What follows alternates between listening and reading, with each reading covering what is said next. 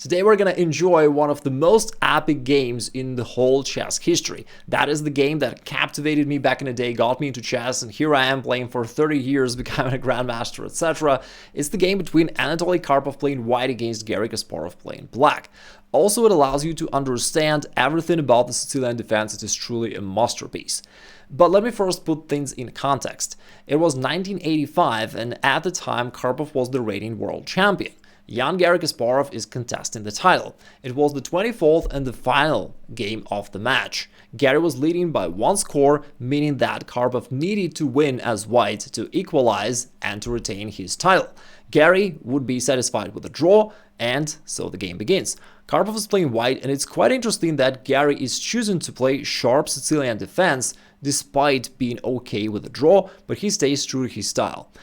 Now, Karpov goes for pawn to d4, known as the open Sicilian. Here white is willing to trade off their central pawn. However, they have now freedom of movement and they can quickly bring their pieces into play. Garry responds with knight to f6, attacking this pawn. White defends it, and now pawn to a6, the so-called Najdorf Variation, the favorite opening choice of Garry Kasparov and earlier Bobby Fischer. Also, up to this day, one of the most universal and best opening systems for black. Now, why would black play pawn to a6 instead of any other developing move? Well, it's considered in the Sicilian defense that a6 is pretty much always a good idea. And it's a multi-purpose move. First off, it takes away this b5 square. Therefore, white can't ever bring their bishop there or either of their knights there. This square is taken away forever. Also, this potentially allows black to start that advanced fianchetto with pawn to b5, and they're able to put their bishop to b7, plus this pawn may even go forward and chase away this knight. Finally, if black ever brings their queen to c7, they don't have to worry about white's knights jumping to b5 and attacking the queen. Therefore, this move pawn to a6 really makes a ton of sense. White continues with bishop to e2, which is the classical system. Karpov is now rushing into the attack, just trying to continue the development. Here, black is at the crossroads. They have two major options, either to play e5 or pawn e6, which was the move played by Garry, and it's a more sort of classical Sicilian defense stuff. Sometimes black also pushes the pawn to e5, which has pros and cons. Now, the obvious advantage is that we're driving away this knight, but the disadvantage is that this pawn on d6 becomes backward, and white can put long-term pressure against it. Anyway, the position is balanced and very interesting. In the game, however, Kasparov played pawn e6, keeping everything covered, however, having a little bit lack of space here. Now white castles, black goes bishop e7 and pawn to f4. Standard expansion on the king side, which precedes various attacks. Later in the game, white can either push e5 and attack right here, or maybe push f5 and expand that way, and sometimes even g4, g5, just pushing this avalanche of pawns forward, trying to press black. Black castles, and here white plays another very instructive move, king to h1. The thing is, after white moved the f-pawn forward, this diagonal becomes weak, and very often there are different tactical opportunities that black can exploit. Therefore, white plays this prophylactic move, putting the king away from this dangerous diagonal. And now, black needs to be careful as they have to face this move pawn e5, which can be dangerous in many variations, allowing white to expand, push forward, and launch their attack. Therefore, Garry is playing queen c7 to indirectly add the second defense to the square, making it impossible for white to push the pawn, or else it will be simply captured. Therefore, Karpov plays pawn a4, which is yet another prophylactic move. Without a4, at some point black would push b5 themselves, and it's actually pretty cool for black, because then, just imagine white plays any other move, black can go b5, then put the bishop to this active diagonal, plus the pawn is always ready to push forward and attack this knight on c3, which is unpleasant, and that is why white does not want that. In order to stop that, Karpov plays pawn a4, and Garry responds with knight to c6. Here comes bishop e3, both sides just develop their pieces. At this point, Kasparov played quite a mysterious move, rook e8. It is not necessarily required for black to play this move, but it also makes sense. Quite often, as we will see in the game, black can solidify their king by bringing the bishop right here and providing some additional support for the king. Plus, in some variations, black is ready to play e5 and open up the e-file. Also, it is a little bit of an awaiting move, as black is not exactly sure what's the best way to develop this bishop, and they're waiting for white to also showcase their intention so that later black can decide what to do about this rook. Now, Karpov plays bishop f3, cementing his center, and also this bishop is actually potentially looking at this diagonal. So that if black ever tries to develop the bishop along this diagonal, that would, in this case, be a big blunder, because this bishop will start eyeing to the rook and knight, and white can capture, play pawn e5, and black's in trouble due to this attack. Of course, Kasparov didn't fall for this trap, and he instead played rook b8, removing the rook from this potentially unpleasant x-ray. Karpov plays queen d2, just connecting his rooks and completing development. And here Garry goes bishop d7. Black has a slightly passive setup, however, he's fully covered and he's ready to also transition to something more aggressive in the middle game. Here Karpov played another interesting move, knight to b3, which initially looks like just a retreat and maybe a bit passive move, but in fact there are a number of interesting ideas behind this move. So knight b3, first of all, aims to not allow black to trade off knights. Black lacks free space a little bit and he'd wish to trade off a few pieces. For example, if white plays any move, just to illustrate, black would wish to trade off this knight and vacate the c6 square for his bishop. Now as black repositions the bishop right here, the bishop definitely becomes a lot more active and black is getting a much nicer setup overall. Karpov stopped that idea by removing his knight to b3. On top of that, he also noticed that there is this weak square on b6 in the black's position, and Karpov wants to play a5, fix the weakness, and then to land his bishop on b6, developing his attack and oppressing black even further. Therefore, you can see that such a little move knight to b3 can contain, in fact, so many interesting positional ideas behind it. Now, I'm not diving into positional chess too much right here. I've got a dedicated masterclass if you want to brush up your positional chess. I'll drop a link below the video in the description. For now, I'm more focusing on things which are common for the Sicilian defense. Anyway, Kasparov noticed that a5 is coming and that is a positional threat, and he decided to stop that by going b6 himself so that Karpov can't play a5 anymore. Therefore, Karpov decided to shift his focus to the king side and he goes pawn g4. Expanding there, he wants to play g5, launching his kingside attack, and right now, this knight on f6, strangely enough, has no squares to go to, so g5 is a pretty major threat. The knight is just trapped, all these squares are taken. Therefore, Kasparov plays bishop to c8 to provide this escape square for the knight, and after g5 the knight indeed goes there, plus the bishop is ready to be repositioned right here to b7. Now after white pushed the g-pawn forward, this long diagonal becomes a little bit weak for white and Kasparov wants to reposition his bishop there. Now Karpov played queen to f2, the move which initially may not seem to have too much sense, but again, there's some deep planning here from both sides. Karpov first of all puts the queen and rook along the f-file so that if he ever pushes f5, his heavy pieces will be ready to begin the attack. On top of that, there is another common idea which works in many of these positions. White may wish to play queen h4 and later even somehow use the rook lift and attack along the h-file, and that is another attacking plan of white. Garry goes bishop f8, putting the bishop to a nice defensive position, and sometimes they're ready to play g6 followed by bishop g7, just building this second floor to their castling and ensuring better protection. Karpov plays bishop g2, again, super tricky move. We'll see the reason of why white played this just within a few moves. Now after bishop to b7, here Karpov plays rook to d1, bringing his last piece into play. Also, there's an interesting moment here. At some point, white could play pawn f5, right here or in any other position, but it's a trade-off. On the one hand, white indeed expands on the king side and creates some threats along the f-file. On the other hand, this removes the defense to this e5 square, letting black to jump with one of his knights there to this excellent outpost, which also guards this square f7, as well as the knight is ready to jump somewhere forward and attack white. Therefore, it's a trade-off. White is expanding at the cost of letting black to activate their knight and have an excellent square for it. Therefore, Karpov decides not to rush and to play the move which is useful in all the variations, just to bring his least active piece into play and to decide what to do later. Kasparov responds with pawn to g6. He sees that white is really putting more and more pressure to the king side and he wants to overprotect his king. Karpov goes bishop to c1, another move which seems like a passive retreat, but in fact it's an aggressive idea. He's preparing for this rook lift to the king side to support his attack. Garry plays rook c8, repositioning his rook to this semi-open file, and Karpov goes rook d3. Now Garry is also seeking some counterplay. He goes knight b4 to attack the rook as well as to open the diagonal for his bishop. However, Karpov is happy. He was going to play rook h3 anyway, and he does that. Now queen to h4 starts being a real threat. Therefore, Garry plays bishop g7, and he's right on time. At this point, Karpov did not play queen h4 because Kasparov prepared the move knight to f8, which would be a very accurate and nice defense to the square, and after that it's not easy for white to see how to continue his attack.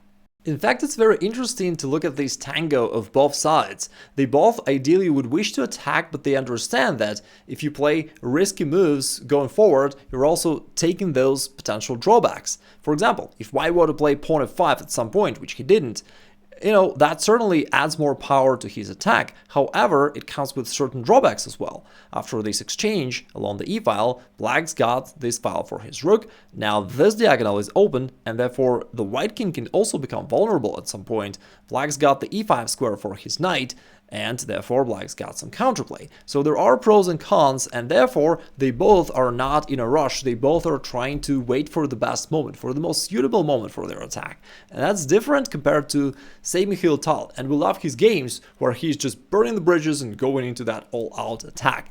And it's cool, but it's not the most pragmatic decision. And modern pros, unfortunately, are more pragmatic, and they prefer to wait till they know that their attack is likely to be successful.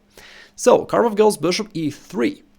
The bishop allowed the rook to be transferred to the king side, and now Karpov returns the bishop back into play, putting pressure along this diagonal.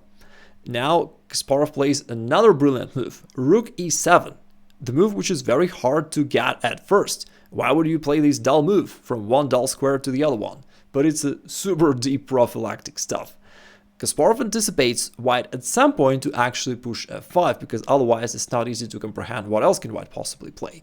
And therefore, he prepares to double his rooks, knowing that at some point white will play f5, which will lead to opening of the e-file, and therefore he puts his rooks to these awkward places, anticipating this change of the position. Absolutely crazy and brilliant at the same time. Now white's got a little bit of a hard time understanding what to do next, because what can he really do? If white tries queen h4, threatening queen takes h7, we already know that black can just play knight f8 and everything's covered. There is no easy way for white to progress. Let's take it back.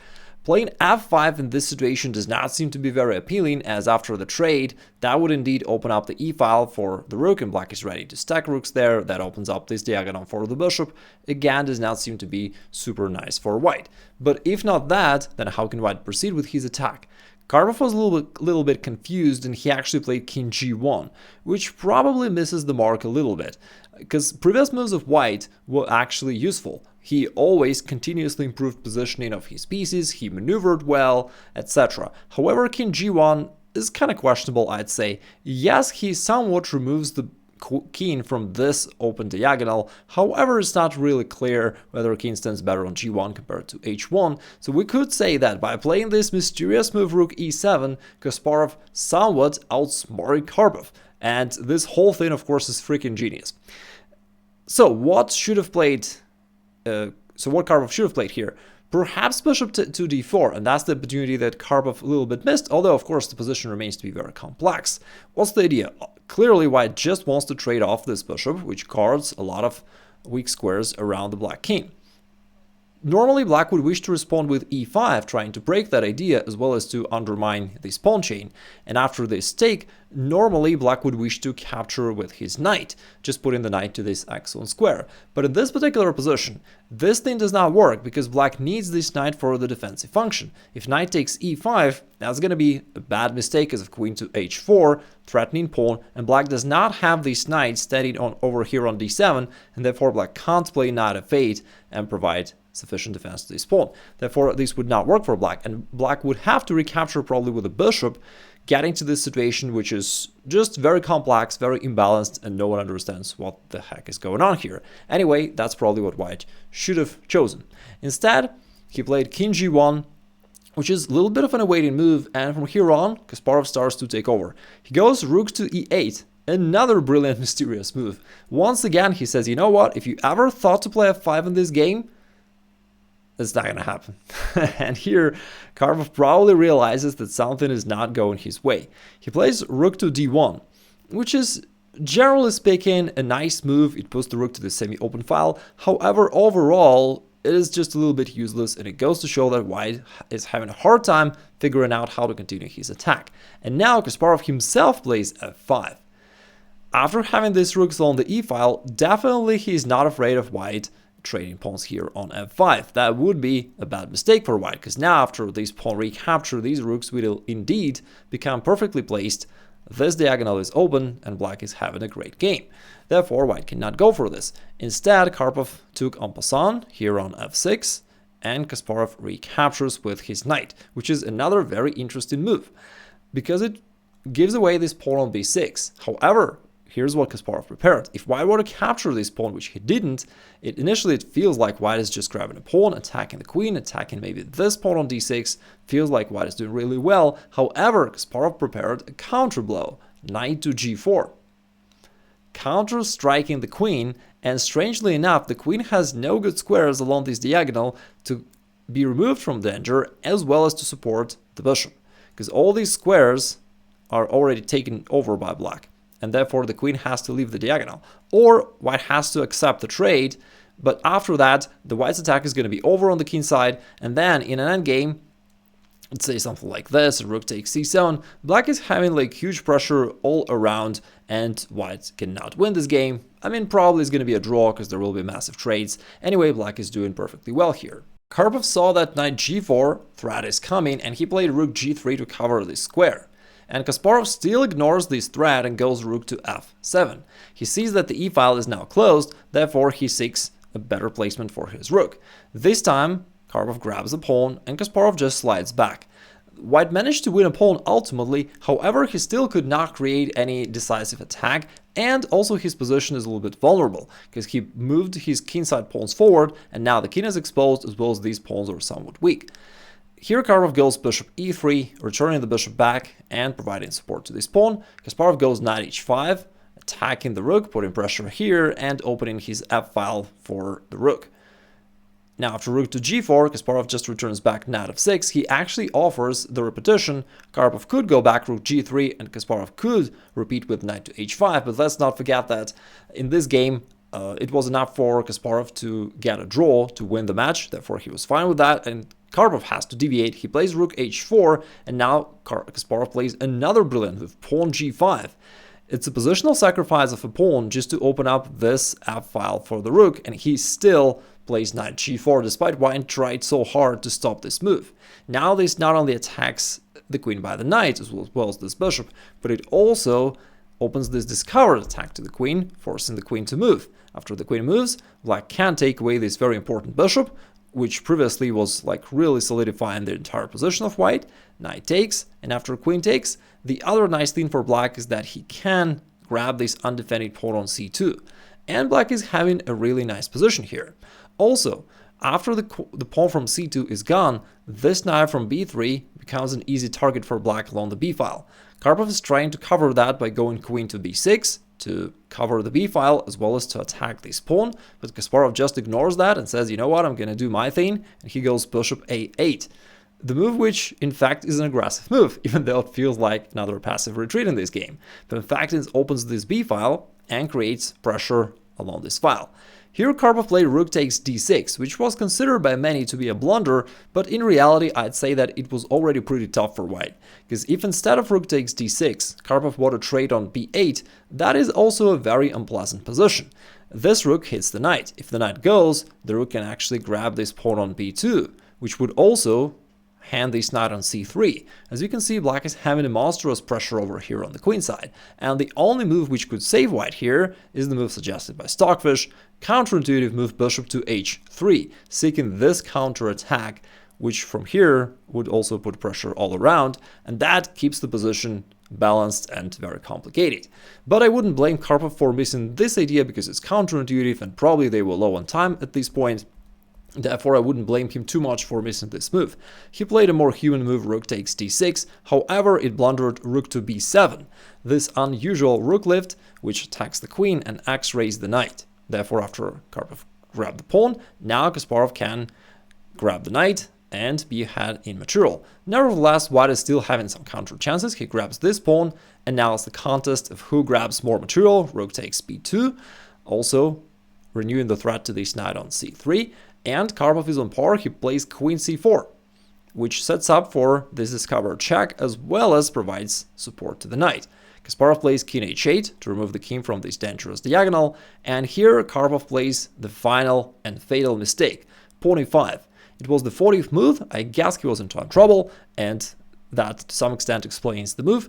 He probably should have just played any simple move, rook takes e8, but after that I'd say that the position remains to be in the black's favor.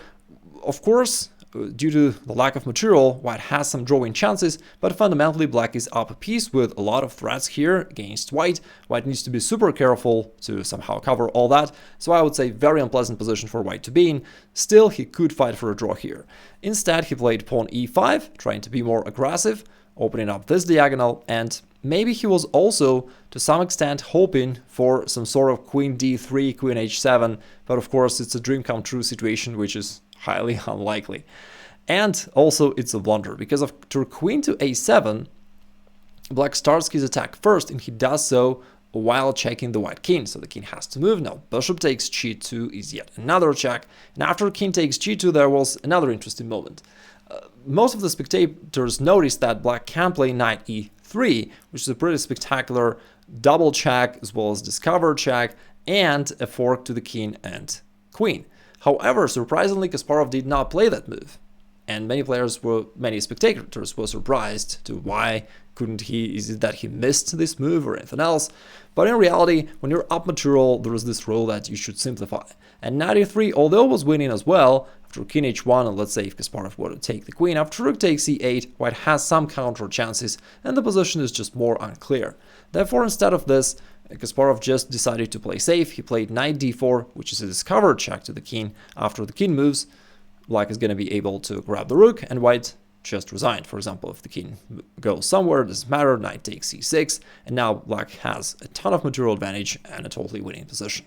This game made Garry Kasparov to be the world champ, and he remained to be the #1 highest rated player for the next 20 years, which is far longer than any other player in history, including Magnus Carlsen. If you want to know how Garry Kasparov punished these kind of pins, check out this free video by clicking the link over there. And if you want to elevate your positional understanding overall and get to know some of my secrets that allow my students to progress quickly, check out the free masterclass by clicking the link up there.